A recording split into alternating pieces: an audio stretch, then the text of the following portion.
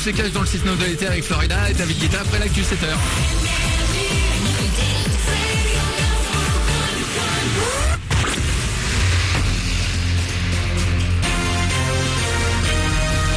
Toute l'actu sur Avignon avec Frédéric Plat.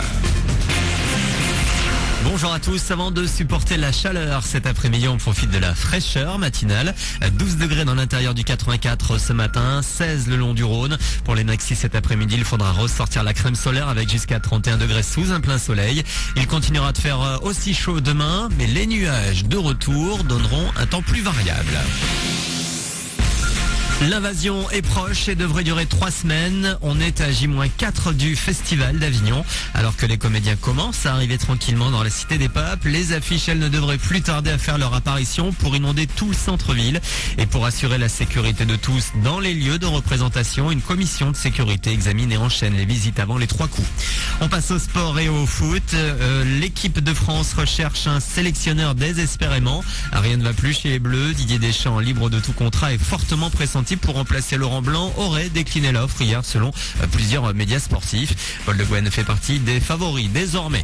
Rien ne va plus également du côté de l'OM qui a repris l'entraînement sans coach hier. Le remplaçant de Didier Deschamps devrait rapidement être connu. Plusieurs noms sont évoqués ce matin dans votre quotidien La Provence.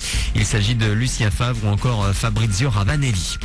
Le discours de politique générale. Après chaque élection législative, le nouveau Premier ministre se présente devant la nouvelle Assemblée pour exposer ses objectifs et ses orientations pour les 5 années à venir.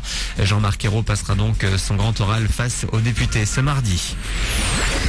Le Vaucluse sous les projecteurs. À quelques jours du coup d'envoi du Festival d'Avignon, l'événement Vaucluse en scène a débuté en fin de semaine dernière dans la Cité des Papes. Une manifestation organisée par l'asso Art Vivant en Vaucluse où artistes et compagnie montrent leur spectacle.